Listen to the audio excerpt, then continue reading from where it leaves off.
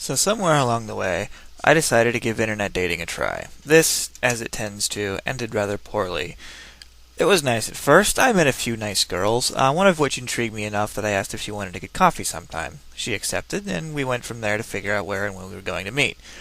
She was a little late, but no big deal. She did confess that she knew the area poorly and was relatively new. I didn't think much of it until she showed up.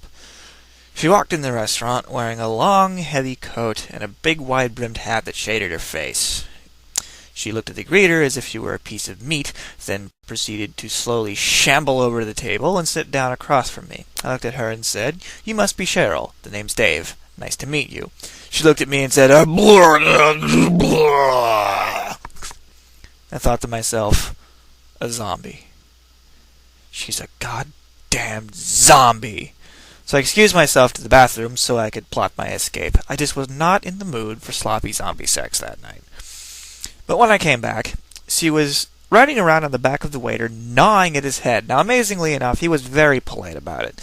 He said, "Please, miss, don't eat my brains. I need those. Please get off my back and quit gnawing on my head. I'm bleeding."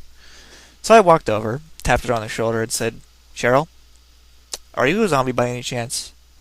I think you should have told me this on the internet. Don't lie to me."